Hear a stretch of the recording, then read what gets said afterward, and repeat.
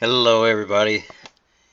I just wanted to make a quick video. I'm uploading one that I just uploaded about Santiago, Chile, in a moonset that I saw at about 235 degrees southwest below the Tropic of Capricorn. Capricorn. Anyway, so I went over to Argentina. I lived in Argentina from 1984, about February 1984, until April of 1986. And if you know the history of the Dirty War and the disappeared people, Operation Condor, for those of you who know the CIA actions over South America, that I was there at the about a year towards the end of the Dirty War that allegedly ended officially in 1983, but it was still going on when I was there. I got yelled at a lot. I got called CIA spy. We had people threaten to kill us, jump us, knife us. One lady threw water on us from a balcony. Said "espías," spies. And my partner, who was Argentine from Buenos Aires, he pulled his pen out of his pocket and started talking to it like he was on Mission Impossible. He was like, "We're outside of a house and a woman is in a balcony throwing water." And I said, "What are you doing? Stop doing that." We had some characters on our mission, but I was in the Córdoba, Argentina mission. Now, if I'm assuming if you're listening to my channel and you found me, you know a little bit about history and Operation Paperclip, and that Hitler is alleged to have lived in Argentina. Now, I've heard this since '84 when I lived there, because I lived in these towns that are in the documentaries that you're watching. I just wanted to show you this. It's what my video is about. Let me see this town right here, La Falda. I've been there. I was in the Cordoba mission. I've been all over these towns. La Falda here is where the hotel was, where the Eichhorn family was, the best friends of Eva and Adolf Hitler. And that's where he stayed, at this hotel. He actually moved further south later on to a place called Bariloche, which is kind of more winter skiing area. But he stayed in La Falda for quite a while. I've been there. I've actually been to the hotel, and the Eichhorn family. I actually taught people that were in our church that were of the same surname. Isn't that strange? So, back then it was a joke, like, oh yeah, when Hitler came here, he used to live here, and everybody would ask, like, is that true? Oh, they say so. Who knows? Everybody would just dismiss that.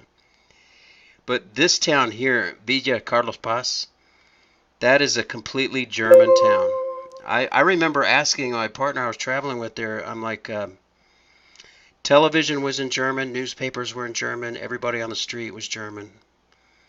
And I remember before I went there, they told me in a zone meeting that, if you go to Carlos Paz, if you speak any German, you'll be able to use it. It's like, why? I said, I don't know. But after the war, a lot of people from Germany moved there. Oh, okay. But that's interesting. So, yes, I've been to La Falda. I know Eichhorn family. I've been to Carlos Paz. I was in another town I'm going to show you here, down here, Villa Maria, Belleville. I was in Belleville for 3 or 4 months. They keep you moving around. When you're a missionary, you're single, and you meet a lot of pretty girls. And a lot of missionaries fall in love, get married with girls they met on their mission. But they try to keep you moving around so you don't get a romance going and break up your mission. So I stayed in Belleville for 3 or 4 months, and a lot of German people. In fact, one of the ladies that we baptized and brought, her husband was from Germany, and their last name was Italian. It was Lisaralde. There's a lot of Italians too, heavy Italian. And I stayed, I also, when I first got to Argentina, I worked in San Luis. And our district meetings were in Rio Cuarto. That's where our district leader was. And I had a huge mission at that time. If you look on a map, oh, there we go. I was in Mendoza, which is near Santiago. If you just cross the border, I just went there last year. I was in Santiago. I got on a bus. and went across the border to Mendoza and stayed there for a few days. But I didn't recognize anything. It had been 3 decades since I've been there. Um, so yeah, I was in San Luis, Rio Cuarto, Villa Maria, Belleville, La Falda, Carlos Paz. Then I went up to this place, Santiago del Estero. This is like a Death Valley of Argentina. It's very hot there. The hottest day I was there, it was 53 degrees Celsius, which is about 128 Fahrenheit. But it's not that dry. It was pretty humid. I was in Tucuman. Now, this area in Tucuman, if you've heard about the Dirty War, during the revolution in Argentina in the early 80s, after the Falkland Islands debacle, they were trying to move the capital to Tucuman. Actually, Argentina, their Independence Hall, where their independence from Spain was declared, was in Tucuman. I served there for 6 months, and there's a town outside of Tucuman called Tafi, Viejo. And that's where the center of the revolution was. We had people that I knew that were our branch president there, still had the bullet holes in his Ford from people shooting at him. It was a wild time to be down there in 1984, you know. Then I go back and look in Wikipedia, and this war, Dirty War, ended at the end of 1983, and I'm thinking, geez, I was just down there in February. I was in Salta for 4 months. I went to Jujuy for some conferences. Our mission went all the way up to Jujuy near the Bolivian border, and then all the way down, kind of a backwards L shape, to Mendoza. It included San Juan and La Rioja, but I never went to those two areas. But I did cover a lot of territory. But I was going to tell you, when I was in Belleville, my companion and I were knocking on doors, and we were asking people if we could teach them about the church. And this one guy answered. He was young. He was our age, maybe a couple of years older than us. And he said, he goes, I don't want to talk about God. I don't believe in God. I used to. I loved God, but not anymore. And we said, why? And he said, you know, I was in the military. I served in the Falkland Island, the Malvinas War. And he said, my job was to run. I worked at a prison as prison security, and we had prisoners there that were British and Argentine.